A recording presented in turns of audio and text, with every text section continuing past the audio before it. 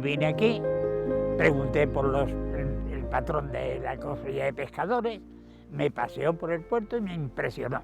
Mi lugar especial es del islote hacia arriba, hacia el Cabo Formentor.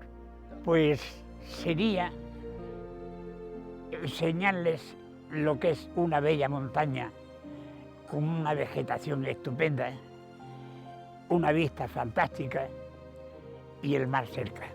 Te sientes satisfecho de la zona, te sientes que vives en un sitio fantástico. Y otro recuerdo muy importante que tengo es este, el de la playa. Primero, la belleza.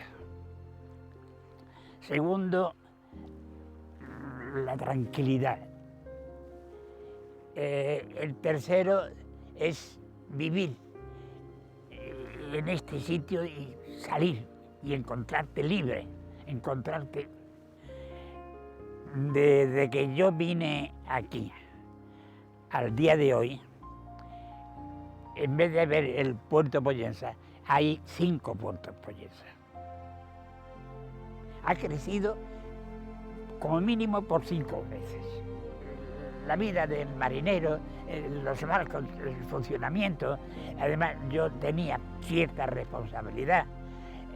Había que pasar revisión, había que matricular los barcos, había que muchas cosas, y todo esto me llenó.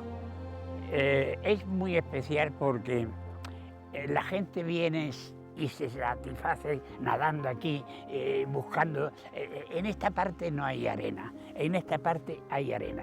Entonces puedes disfrutar de ambas partes. Esto es una cosa importante.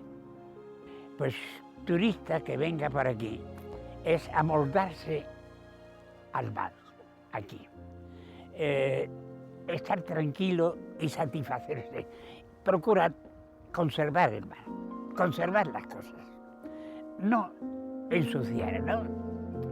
Buscar la solución a que todo el mundo disfrute. Es lo único.